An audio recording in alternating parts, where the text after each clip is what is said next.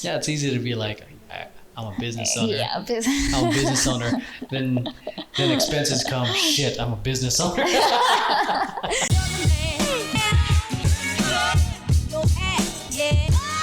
What's going on, everyone? You're watching Emeroy TV or Vision Paradox TV, or you might be listening to this as a podcast somewhere on Spotify or iTunes or Stitcher or wherever you're listening, maybe even Anchor.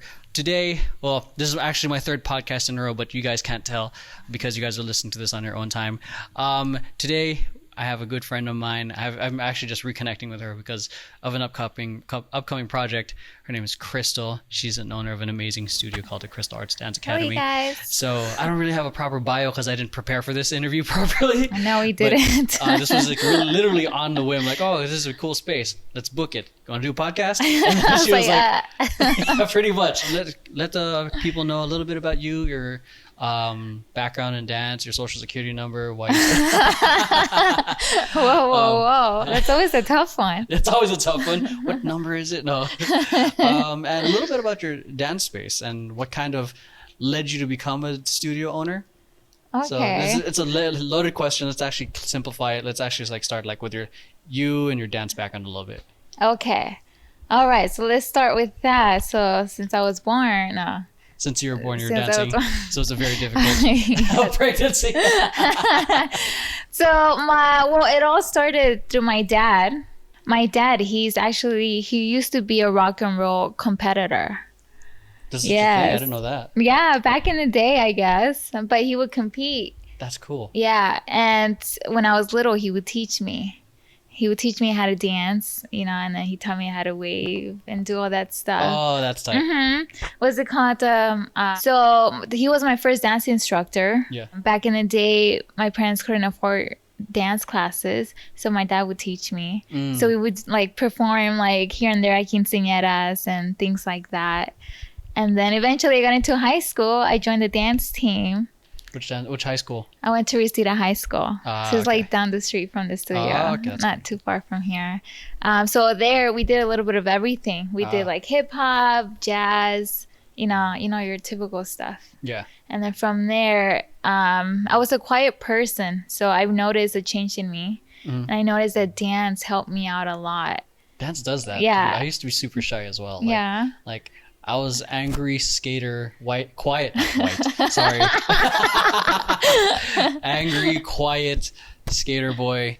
This was during my years when I quit dancing. Okay. And then when I rediscovered my passion for dancing, I'd become a lot more relaxed or started to develop some extroverted tendencies. Yeah. So dance, and definitely a huge, big in confidence boosting. Yeah, really, it's a really great confidence boost. That's what we had some visitors. Yeah, the thing with this podcast is it's a lot of the stuff is. Oh, you hear that? The podcast is very raw and real. There's a lot of stuff that can be unpredictable, that can be random. I've done podcasts where outside of the Starbucks and cars are passing by.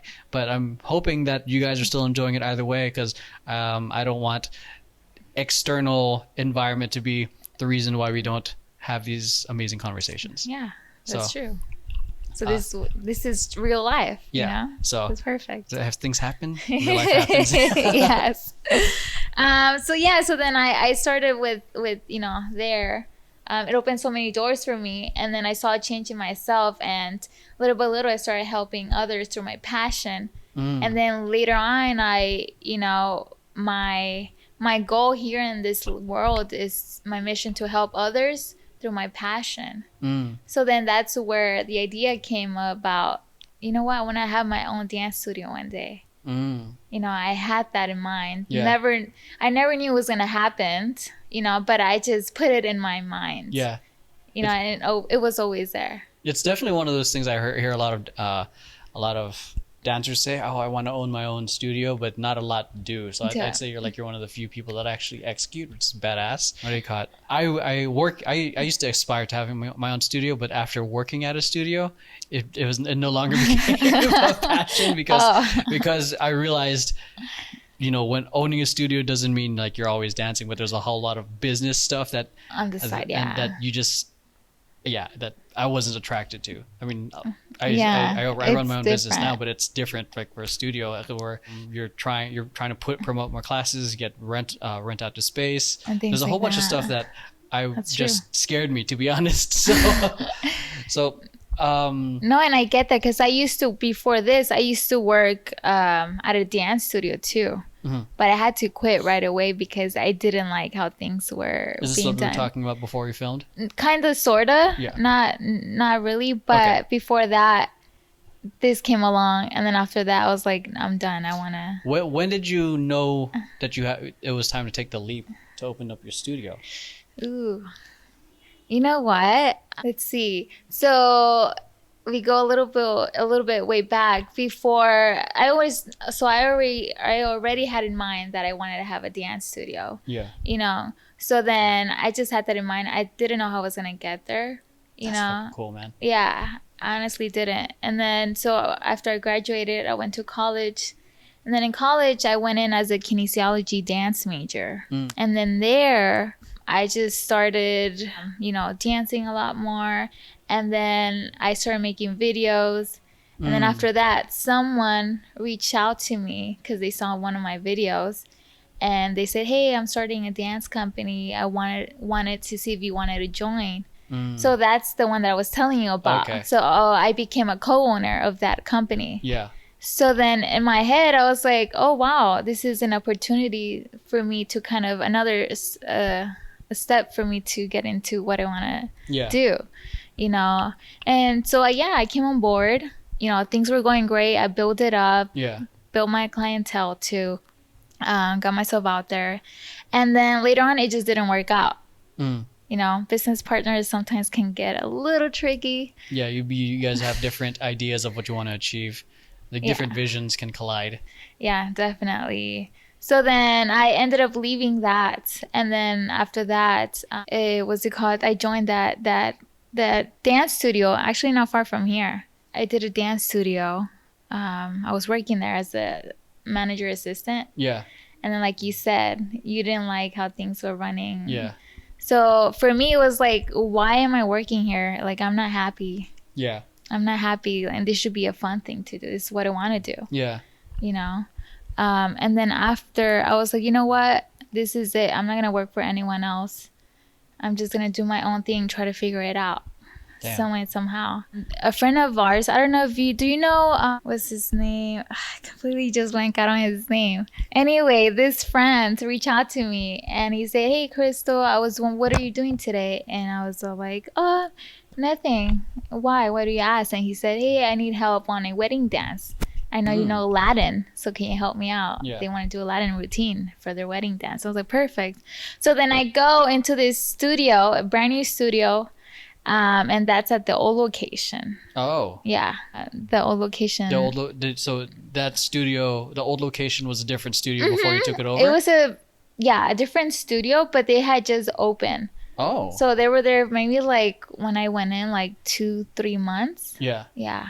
Oh, wow. Yeah. So then after that, they came to me and they were like, hey, we're looking for instructors. And so I was like, oh, you know what? Maybe this is a new door. Yeah.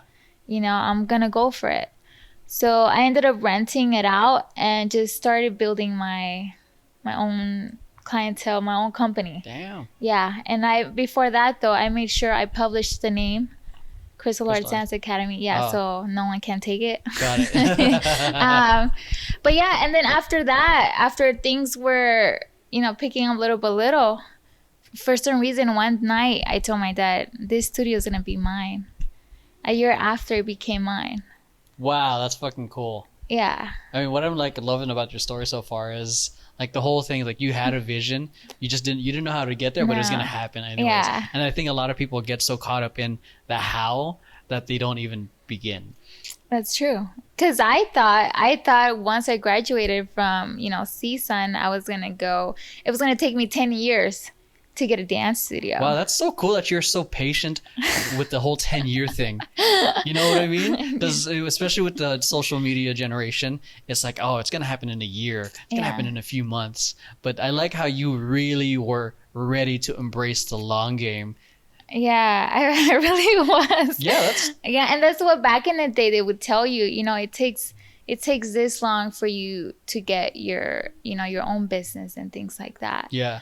And that's what I had in mind. I was like, okay, it's gonna take me that long. Might as well just try to do things in my field and see where it gets me. And then little between these paths, like you find connections and they Yeah. lead you to other things. Yeah. But yeah, in this case, I think one thing that I have is that I always set my mind to it, or maybe I kind of put it out to the universe, and for some reason it happens. Like really setting the intention. Yeah. And then, yeah, I think a lot of people are kind of wishy-washy with what they want, or that anything that comes their way is kind of what they get. Yeah, and yeah, that's so true. And another thing that has helped me out too is just having faith and having that patience. It's a big thing. It's so funny. I was just talking about that in a vlog entry of and a previous thing today, a previous interview with another person today was like, you can be confident. Oh no, it's having more faith, because you can lack confidence in something but have faith that things will work out. Yeah. So, but yeah, sorry. No, that's actually true. That's how you get far. I believe that. And I grew up, my parents like in the church and kind of, having that belief and spiritual side of me. So I've always had it, every time I put it out to the universe, and it happens. That's freaking cool. Yeah. One thing, because now we're talking about like the idea of faith, kind of turning it in a different way. What's something in the middle of like some tough times? I think the self-talk we have with each other, like with ourselves, is important. Like, what are some things you tell yourself when things are tough? Sometimes when it gets to that point, I tell myself, Crystal, it's gonna be okay. Yeah. Don't worry about it. It's gonna be okay. Just trust in God. Yeah. I don't know. Those are the little pep talks that they tell myself. That's good. Yeah, because everyone's gonna have different. Yeah. So like, just trust Him. Like, He wouldn't give you anything that He didn't want you, or that you can't, take or handle. Yeah. Actually, what was your first year as a studio owner like? You know what? It was one of the, greatest feeling I've ever ever had, because I was realizing I had put it out there, and it came to a reality. And every night I would leave and I was like, wow, I can't believe this is mine. That's cool. Yeah. So it's crazy, and I love it. I love being a business owner. Yeah. And I also love the fact that I have a space to help others. As in, there's people that want to rent it out to have their own classes, their own space for auditions, or you're giving them a home, or, somewhere to put their own business in your business as well. And then also not just that, but also like teaching the students, and then, later on seeing their progress over the years. That's always the best. Like their confidence goes up, they're more open, they become dancers or like instructors, and just seeing that, it makes me feel good, and like I could sleep good at night. That's freaking cool. Did you have any, like, when you decided to take on start your own dance studio, did you have any like doubters, like people saying like, what are you doing? It's fucking crazy, like a studio. Yeah, to be honest, I did. They would tell me, it's gonna take you years and you need money. And it's always about money, man. It's always. So I had my doubters, and I would have friends that are like, are you sure you could do this? Like, this is a lot of work. You think you could handle this? Are you sure? Damn. Are you sure you can do that? Well, look at me now. No, I'm just kidding. This space is honestly, because a huge upgrade compared to the other one. I love the lighting. I love the windows. I'm a sucker for spaces with big windows. Oh, me too. Yeah, when I saw this place. I love the natural sunlight that comes in. Yeah. And one thing to know with this process, though, is that things are always going to be tough. And you just have to have faith, have the patience, and do not lose that, your mission or your passion. Yeah. Because along the way, there's going to be rough paths, or I'm curious for what you would say to people who want to start their own studio. Like, what should they expect? Like, not Whoa. like so like expect, I don't know, fucking the plumbing to go out. You know what I mean? Oh my Or God! Thank God that has not happened you know, yet. that would be really expensive. Yeah. Like, or I don't know, things that they wouldn't expect. You know, like obviously there's refurbishing the whole Yeah. place and promoting. What are some things that they probably wouldn't expect? You know what? Each time I'm learning a lot. That the old studio, it was attached to a gym. I don't know if you remember Yeah, I that. remember that. So it was attached to a gym, and it was easier because when I was leasing the place, it was already built. Yeah. It was done. I didn't have to worry about so much, but the landlord, and just keeping it nice and clean and making sure the customers are happy. Yeah. So, but coming into this new location, it's a different story because, well, I'm listing it for 5 years, and I had to build it from ground and up. Meaning, this used to be a beauty salon, so I had to like build the flooring, the mirrors, Jesus. the wall, another room. So this when you got the space, it still looked like a salon? Yeah. Oh wow! So you had to like tear it down. It was like a real like HGTV kind of thing. The home network. Yeah, it was kind of completely different. Yeah, wow. like Did you take before pictures? Yeah, I did, and video. I really want to see that. Yeah, I'll show them to you. Kind of like show add that. Yeah, I really want to see the transformation of this. Yeah, so yeah, it used to be tile, but I'll show you pictures. But I would say the tough part is just, everything's some money. Recreating this space and making it. And on the other one, I didn't have to do so much, but on this one, you have to worry about a lot of things. Making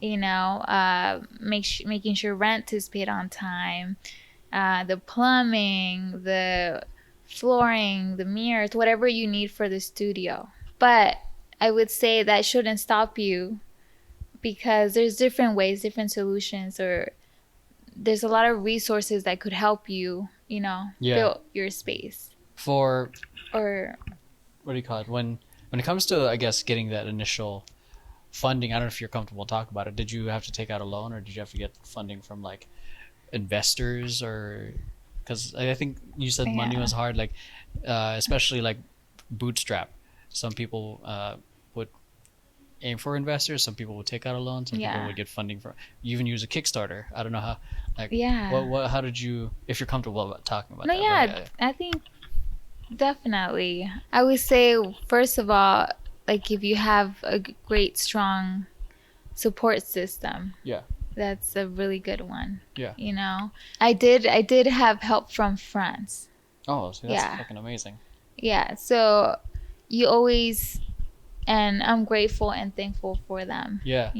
And that's because they believed in me, and that's because they also felt something that, because I helped them through, whatever they were going through. Yeah. And they were willing to help out. Yeah. And then I did get a few loans, but I do not have the best credit score and all that stuff. Okay. So sometimes they limit you on how much you can get. Yeah. Yeah. Yeah, I'm confident. The business is gonna do well. I think that's such a old, like, I feel like there's such a taboo with getting loans, especially starting a business. When before the whole internet era, like everyone's right now, a lot of people are big. I don't know how well versed you are in the tech space, but a lot of people are big on getting investors and funding and all that stuff. But people forget that the old school way of building a business was going to the bank and getting a loan. That's how, if it wasn't for the internet, like if you didn't have all this, that's how you would do it. And if you didn't pay, and I think that way kind of lit a fire under your ass, because you have to pay it back. You can't slack off on your business. There's accountability in getting a loan compared to getting in funding. You're just burning through someone's cash. There's no real accountability in a sense, unless your investors get really pissed off at you for running through their cash. But yeah, because especially with the stigma because of student loans and all that stuff. But I think you did it old school way, which is fucking badass, and you're making it work. And then and sometimes I ask myself, how am I doing it? But first you have to have faith, and that's strong support system, friends and family. Is it you just running this whole space by yourself? Yeah. Fuck, that's bad. Yeah. No assistant manager, no anything. It's all me. Even on the other location, the first location was a little bit tough when I was starting out because my dad got sick. He went through cancer, radiation, strokes, three strokes. So it was a tough. And my dad, it's interesting because he would help me out and throughout my whole life, And then at this time he was in bed.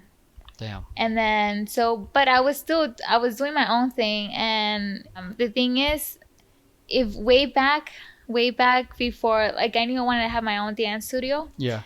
So what I did throughout the years, so if I met someone, I would always write their name to keep them in mind. If they're good, I was like, I could have them in my dance studio to teach. Oh, that's cool. So I would have things like that. Or if I went to a dance studio, I would always go and analyze little things. Oh, geez. You're really taking it. That's like market research. Yeah. And then sometimes they'll give me flyers or liability waivers to sign. And I would always tell them, can I get a copy of that? Can I get a copy of that? So I have a box of all these things. So that way, because I knew I was going to have my own dance studio, I could just use it and change the words and add-ons, things like that. So one thing that I definitely loved how you did is that you didn't try to reinvent the wheel. Like some people try to I want to be super original, but a lot of one of my favorite things, I don't know if you listen to Tony Robbins. One of the things he says is success leaves clues. So that's what so there's no need to reinvent the wheel. So other studios that are doing it well already, you kind of it's kind of like a buffet of I like this, I like this, I like this. And you kind of make your own concoction of what works, what fits with your vision. Mm-hmm. When it comes to this running this by yourself, I'm wondering, do you sometimes feel like you're overwhelmed? I know for me, when it comes to running my business, there are moments where I feel like I need to take a break, and I'm taking on too much, and then my assistant tells me I'm doing too much, you need to take a break, and then I'm like, no, I'm fine, but then I need to take a break. You know what? I'm not gonna lie, it does take a little. It is a little bit overwhelming, but then at the end, it's worth it. Yeah. Especially if you're doing everything on your own. Yeah. You have to play so many hats. Yeah. The cleaning. I do the cleaning. Managing the marketing, building the space. Being in the front door. Yeah. All these things. And it can be a little bit overwhelming. Sometimes you have to take time for yourself as well. Yeah. So that way you could continue coming with new ideas. And continue. That's true. And that way for you to move forward, because if you're just working, you don't have time, you don't have that space to kind of add new ideas, or how can you improve your business, things like that. So I would say you will need that space, at least one day or a few hours, to clear your mind and for you to get moving. Damn, fucking respect. You're running a brick and mortar, you're doing everything from front to dude, that is badass. I think I don't know if people can appreciate in that's some real hustle right there. Thank you. And I really respect that and acknowledge you for that, because it's you're really taking it on your own. And I definitely agree that having that at least once a week for yourself is essential, because we need some time to decompress, because especially since being business owners, it's you want to keep going, you want to do whatever it takes to get it to grow, and even better if you can get it to grow faster. We're always trying to figure out ways to improve the business, but we forget sometimes in the middle of that it's important to take care of ourselves. because if we're not operating well, the business doesn't operate well. Yeah, that's true. And sometimes, especially there's times where you start a business, you don't have the money, so you have to do everything. But just know that things come within time and at the right time. Oh my God, you're the third person to say that today.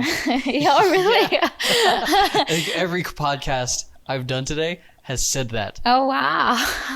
So yeah, it's true, because if you're trying to force something, it's not gonna happen, or it's not gonna go well. So you just have to have that patience, and when it's the right time, it's gonna happen. So that's how this place came to happen. So damn, I fucking love that. That's like the message today. It's message of the day. Yeah, literally, like it's like, I was just saying, not here, but in the previous podcast, it was like, success is going to come at its own time. The results are going to come at its own time, not when you want it.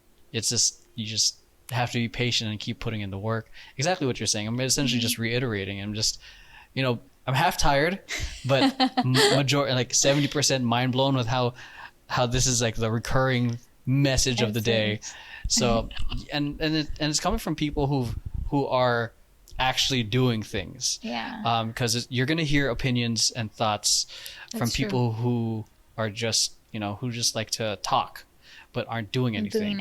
And that's one thing to be mindful for and be careful. Yeah. Because people are going to say, like, when people try to give you advice, take a look at the results they've made, and then ask yourself, is this the right person to be listening to? Yeah. And then that's true. And then I've been blessed to interview 3 people so far who are doing who are doing amazing things, and have said the same thing, that just because that's going to come at its own time, it's got to be patient. Yeah. And you know what, in the time period where you're not doing anything, or you are, make sure you never stop trying to do things that are going to lead you to your goal, because once it happens, you want to be ready. Oh yeah, because like people want the opportunity but do nothing to get ready for it. Yeah. And then they're like, oh shit, they're deer in the headlights, and they fuck up. Yeah. And then they say like, it's not meant to be. It's like, because you weren't ready. Yeah. And yeah, like throughout the years, I've been preparing just by saving little notes or liability waivers or things like that. Once the time came, so remember how my dad was sick? Yeah. So when the time came, I opened the studio, the last one, and in 2 weeks I was in business, because I had everything. And then my dad was in bed, and he would tell me, oh, I feel so bad, I'm not helping you. Once he got better, he came to the studio, and he's like, whoa, like, how did you do this? Like, how did you know how to do this and that? It's so cool for a father to see. I don't know, being a dad myself, I'm like trying to put myself in your dad's perspective, like seeing your own child make moves on their own. Yeah. Hi. Hello. You're good. Yay. Yeah. And my dad and I have a great relationship, and I've seen him, go through a lot of businesses, and like I used to work at the swap meet since I was 5 years old, 4 to 5 years old, because of my dad. So me, by watching him, I felt like that made me into a businesswoman as well. Oh wow! So you already had like a teacher, like kind of a template to watch from. That's yeah, pretty cool. I think it's And another thing about being a business owner is it's good to ask for help. That's so true. And family members who believe in you, or friends. Yeah.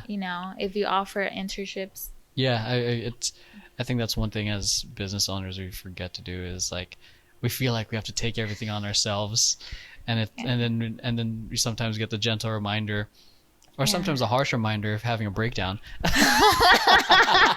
Oh yes, that happens to me. So like I need to delegate. I need to hire someone else. Yeah. Because there's a lot. It's people want the glory of something, and then they don't. Then the hard work comes, and it's intimidating. No. It's a special kind of crazy to do something like this. Yes. Because it's literally going, up and down in terms of the journey. So I think the class is about to start. Oh yeah, we got 5 minutes. You want to move this to the other room? Yeah, we could definitely move to the other room. We're gonna switch rooms. There's another class that's about to start. Give us a quick second. Here's a transition sound effect, I guess. All right, so we've changed rooms. It might be a little echoey, but hopefully the microphone, the mics help out a lot. So it should help. If it sucks, we're back. oh well. So hope you guys enjoyed the transition sound, whatever that is. Okay, so I don't recall what we were talking about, but let's hop topics now. Let's do that. Okay, when it comes to, should we turn that one off? no, it's fine. Okay, it's just, I'm just gonna get used to it. It lets me know who comes in. That's fine. I think that's pretty cool because the minute I heard it the first time, I'm like, that's smart. Because you can be anywhere in here, and you know someone's here. Yeah. Have you ever had to worry about, like, I'm pretty sure you have, because you've taken the precautionary tales to protect yourself. But has your studio ever been robbed or? No, Okay. Thank God, no, and hopefully not. But sometimes you can't really think like that. But at the same time, you still want to be prepared and cautious of things. Like I do have an alarm system, and then when no one's here, I do tend to lock it. Or sometimes with classes, I lock it, especially when there's kids involved. Oh yeah. Yeah, so I think you always want to be careful, especially people that come in, because they could be potential customers or they may not be. Potential crazies. Yeah. And especially since it's just you like running the place, I can imagine some creepiness happening. Oh yeah, it could definitely happen. Has it happened? No, but you do get those who are like flirtatious or Oh really? Yeah. Trying to hit on you from the windows. Hey, call me. I'll rent the studio if you talk to me. that'd be kind of a good business model. No. Okay. Yeah. So when your dad first came to the other studio, I think you were talking about that and how he was kind of blown away with everything. What was his reaction? What did he say? Like, and did he continue help? Did he help you in any way, or was he like, "You're good"? Yeah. Well, my dad, he told me that he was just amazed, and it made him feel really proud. Like as a parent, I guess. For him, felt like, wow, I did good. Yeah. And she didn't need my help. Like I raised her well, that she doesn't need my help. Yeah. But if I could come to him with that advice, and if I need it, he will give it to me. Yeah. Or just a guidance. Yeah.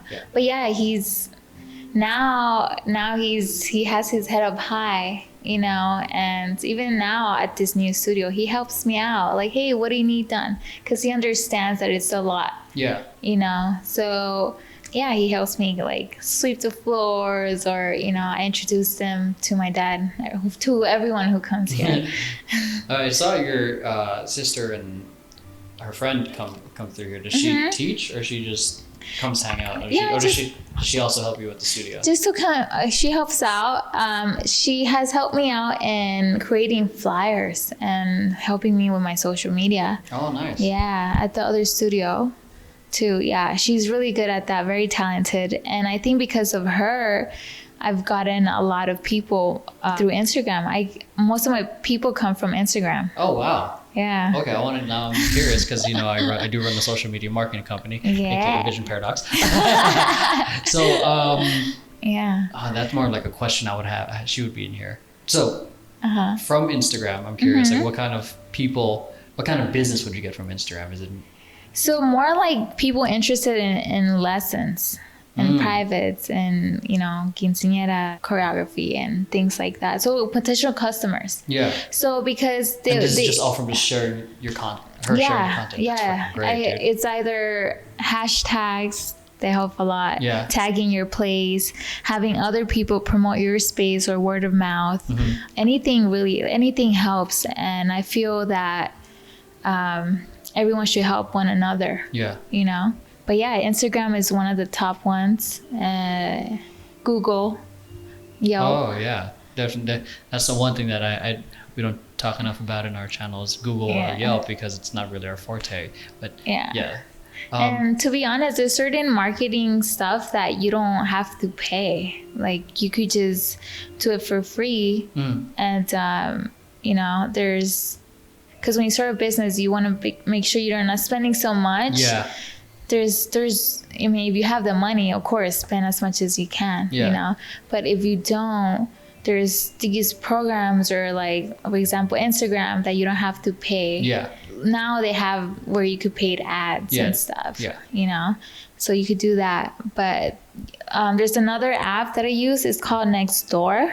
Oh yeah, have you heard of that one? That's actually, I had a few students from there. Isn't that like more of a neighborhood kind of social media? Yeah, I'm part of that. Oh really? I just use it to keep in mind of what's happening in the neighborhood, coyotes out in the middle of the night, stuff like that. Oh yeah. I haven't really, because my business isn't like really location based, so it's. But it doesn't even matter if it's not or if it is. You're a good point. Because I've been really underestimating it. Yeah, no. Like even when I didn't have a studio back in the day, I would go to their houses, but I would still put myself out there.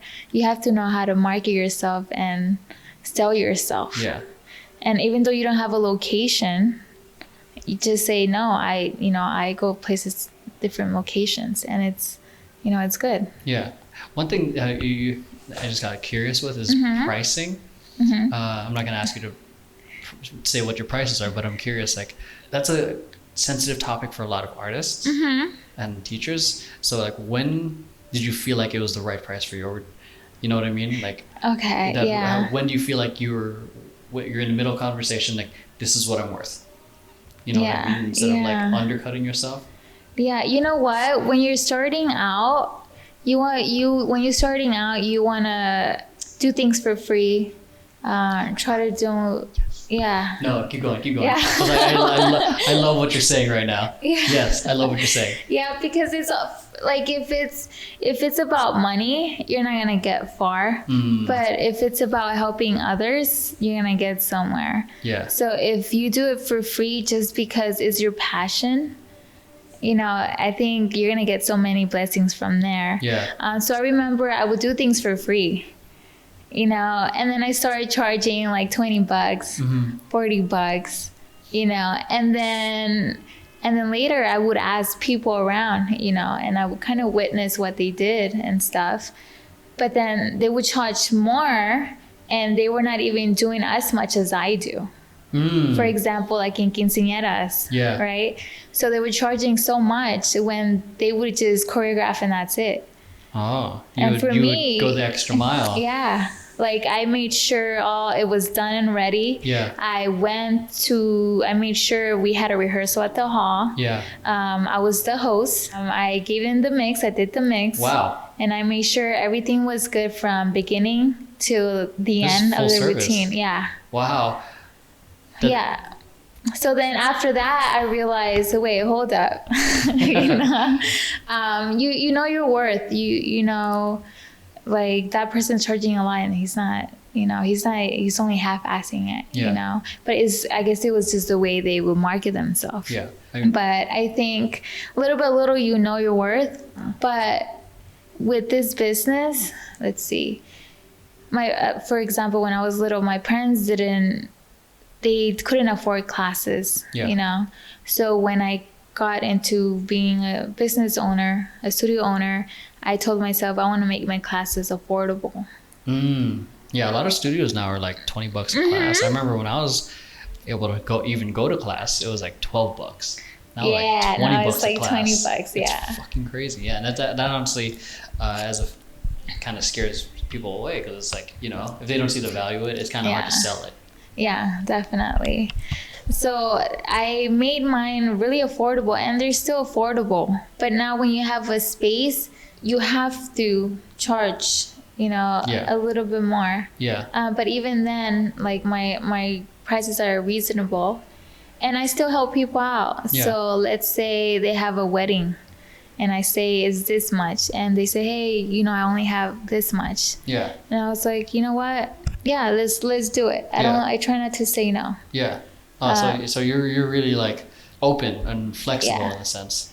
Because of that, they recommend you to other people they like the choreography, more people come, you know, and they always gonna keep you in mind. Yeah. This person helped me out. Oh, I'm looking for a dance instructor. Oh, I know who to send you to. Yeah. So like really, it's not so much the transaction, but it's the relationship you built from it. From there, yeah.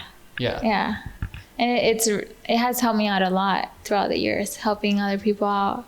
So I think you brought up one thing that I thought that was a really good point. One thing that I love that you brought up is you did some of the work for free at first, because a lot of people are against the idea of doing free work. And it's funny because this is also another example, one of the themes that I talked about today. Like my friend Anthony, I interviewed him. He used to go, you know, Monsters of Hip Hop, right? That event. Yeah. He would used to drive up to San Francisco. He would, with no plan, he would go up there and say, I'll help clean up the event, and they would just let him take the classes for free. So he would he would literally just go up to the Bay, with no plan, and just he'd be willing to do any of the I guess quote unquote dirty work, as long as he can take class. And then what I like how you're saying is, you, in order to get yourself out there, you just doing it for free at first, and then it led to a point where it, you know, you had a price point that was worth your time and the effort that you put in compared to like the competitors. So yes. I mean, I think that's something that everyone needs to pay attention to, is because it's like, you know, I know you guys want to get the coin right off the bat, but it's like, you know, if you don't have a body of work, you know, you're not worth shit, to be honest. Like, I mean, not your self-worth. You're worth a lot, but in terms of now we're talking into the business side, it's like, you know, you have to have a body of work. You have to have a different mentality. Yeah, and you have to, like I said, there's some people that can't afford you, but you could kind of trade. Yeah. Be like, hey, okay, we'll do your budget, but if you could promote it or tag me, or you know, you can use these type of things. Yeah. You know, but yeah, I think you got to put yourself out there, and the only way is by you doing things for free. And then you meet these people. What's important is if you go out to events, or, you know, the connections, the people you meet. Yeah. Because they could help you out, or either of you could help each other out. Yeah. Yeah. So when you started promoting your studio for the first time, what did you do? So what I did first? Yeah, to start getting the word out. So, dun, dun, dun. Okay, so what I did, dun, dun, dun. I use a lot of sound effects. So, to the new location, or? No, whatever you felt like has worked for you, like so far. Aside from me, you shared Instagram. What else? Yeah, so I was always active in Instagram and Facebook. Yeah. So, I mean, the first thing I did, I announced, there's a picture on my Instagram of me holding the keys to the old location, saying, hey, just to let you guys know, I opened my own dance studio. Yeah. So just kind of putting it out there on your personal page, which was Facebook and Instagram at that time. Yeah. Yeah. So I think I put it out there, would put videos and put it up on the social media. I think that's one of the first things I did. And then tell people. Yeah. But then after that, you have to do a lot more. With this new space, I had to do a lot more. Yeah. Yeah. Like, I hired a company. They're so good. I hired a company where they make your flyers and they distribute. Oh, for you? For you. That's cool. And it's way cheaper than, you know, the post office. The post office? Yeah, because they do that too. Or, I don't know that. Yeah, they do that for you, but they'll charge you a lot more. Oh, so this company helped me with my flyers, and they kind of saw me too. They're, hey, you're young, and wow, I like what you're doing. So let me help you out. Yeah. And I was okay, awesome. So that was a really good one. So like, you want to save time as much as you can. Awesome. Yeah. That was fucking awesome. You're gonna see that a lot. There's a hospital here, so you're gonna see a lot of fire trucks and ambulances. That's cool. Oh, that's cool. So if someone gets hurt, just walk them over to the hospital. There you go. So yeah, I was like, that's what this place is perfect location. Yeah, you know? Okay. But yeah, going back to that company, like they did my flyers and they distribute. And what I love about that company, I've never seen any company that does that, but I love the fact that they hired other people who need the work.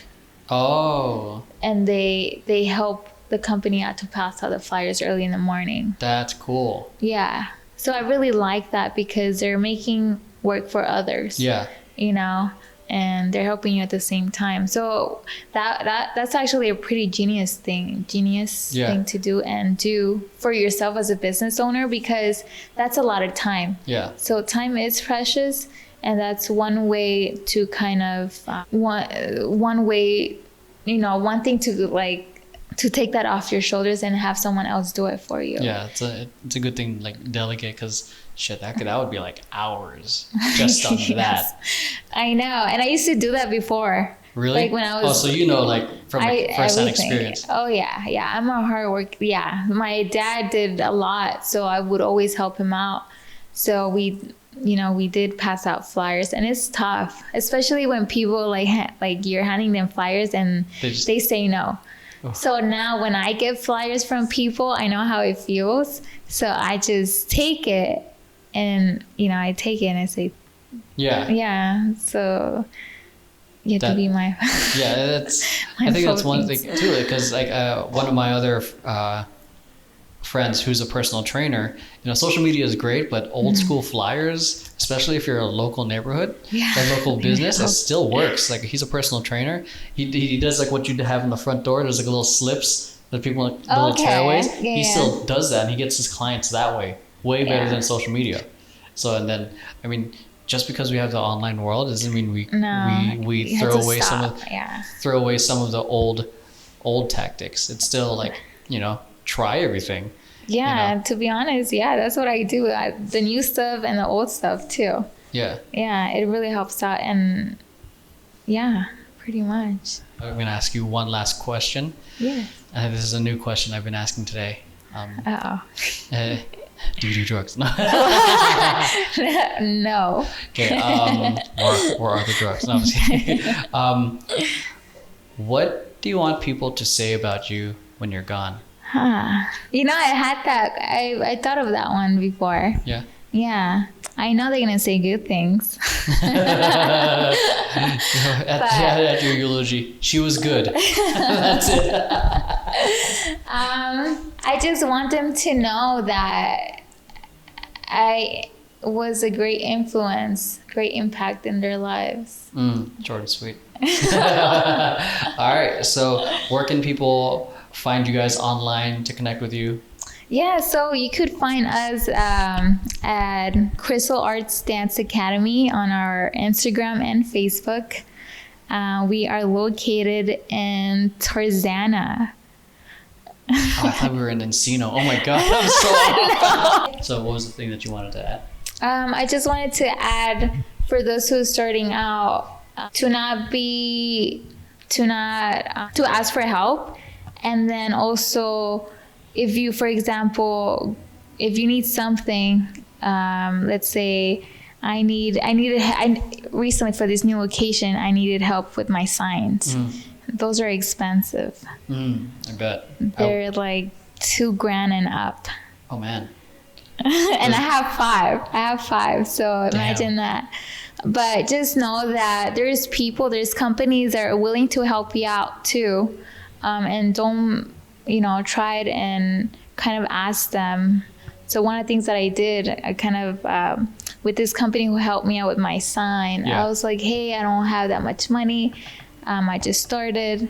Is there a way you could help me out in payments and things like that? Yeah. And they said, yeah.